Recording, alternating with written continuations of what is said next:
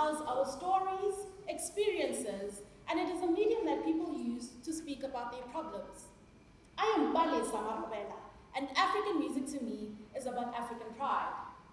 The genres I'll speak about are not the only type of music found in Africa, but this is music I can say is being enjoyed locally and globally. This is my proof that music transcends languages, cultures, and ethnicities. Before I speak about Amapiano, I will speak about Afrobeat, another genre I love. As a South African, I enjoy Afrobeat, even though I do not always understand the lyrics. That reminds me, I have been singing Anidibo and Shayo for the longest time without understanding the meaning. But now I do. And sometimes I really do Nidibo and Shayo. Speaking of Afrobeat, did you know there is a difference between Afrobeat and Afrobeat? Many people know Fela Kuti as the father of Afrobeat, which was created by infusing traditional Ghanaian music and jazz. Afrobeat, on the other hand, is influenced by Afrobeat and is an infusion of different genres, such as highlife from Ghana and Niger beats from Nigeria. Afrobeat is West African popular music, specifically Ghanaian, Nigerian, and has a UK presence. I believe Afrobeat is becoming part of global pop culture. This is a result of Afrobeat artists collaborating with American artists. Sometimes this works, like when Wizkid and Drake made Come Closer. And other times, it does not work. Take Rema's collaboration with Selena Gomez. Nevertheless, we should not disregard collaborations because they expose more audiences to Afrobeat and the artists themselves. A song like Essence by Wizkid and Thames was the first Nigerian song to chart in the top 10 of the Billboard chart and has a number of accolades from award shows. It was already popular before Justin Bieber joined to make the remix, but it gained more popularity and longevity because of this collaboration.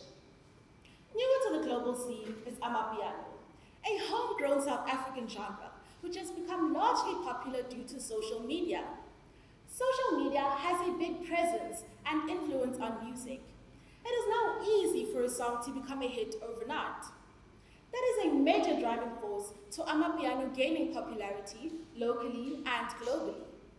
Another aspect of this popularity is the dances that accompany the songs. Sometimes a song will have a dance that everyone can do, even people with two left feet like me. South African artists are not the only people making Amapiano music. Like I said, Amapiano has become popular. It is a South African music export and several countries are making their own versions of Amapiano music.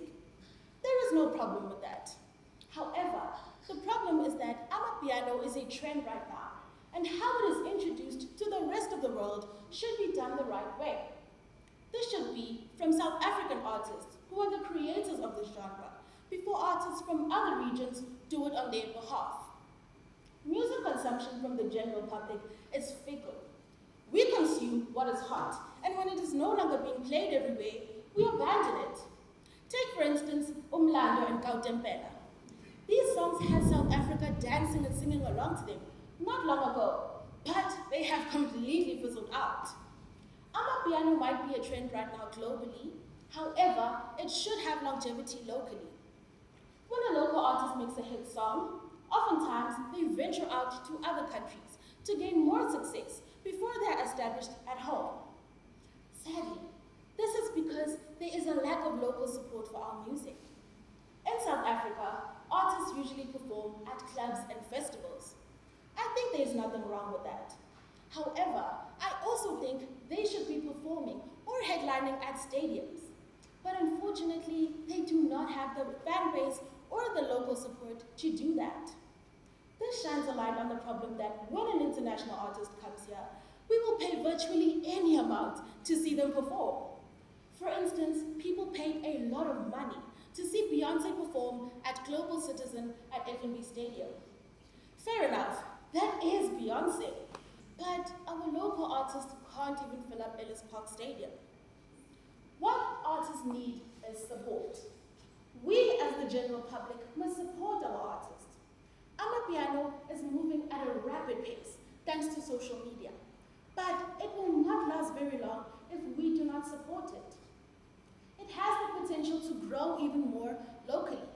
That is why it is not enough for the government to fund studio time, for instance, because that is only the first step. SABC had a good initiative that big radio stations must play 90% local music and 10% international music. Unfortunately, this initiative failed in its implementation. However, I still think it is a good idea, worth revisiting, because it would help develop our local music industry. Artist development is also needed. For example, an organization like Mabana from the Northwest, which promotes arts and culture and helps to train people who want to be part of the entertainment industry, should be developed in other provinces. Department stores like Mr. Price should play our music more instead of regurgitating the same pop songs from 2019. Although some songs may not be popular anymore, through this, they will not be treated like a passing trend.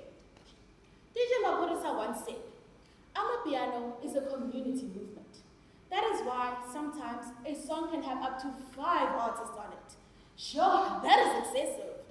But the genre is built on the principle that everyone must eat.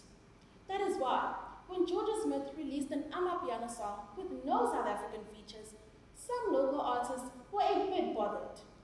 Amapiano should not become saturated to the point where international artists are credited for our music, like when America tried to credit Beyoncé for the recognition of Afrobeats. At least she featured West African artists on her album The Gift. When artists want to make Amapiano music, they should collaborate with South African artists first on productions and vocals. Afrobeat artists are profiting from their music, and they have gained great success from that.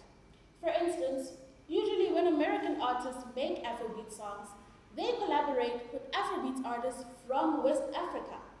That should be the case for Amapiano as well. These are ways to help strengthen our music industry and to ensure that it is not difficult for up-and-coming artists to make a name for themselves, much like how Elevate Africa has given me, a young South African student, the opportunity to make a name for myself through this competition. Afrobeat and Amapiano are uniquely African. They are part of our identity, and it makes me proud to see people outside of Africa enjoying our music. They may not always understand the lyrics, but they appreciate our African flavor. Thank you.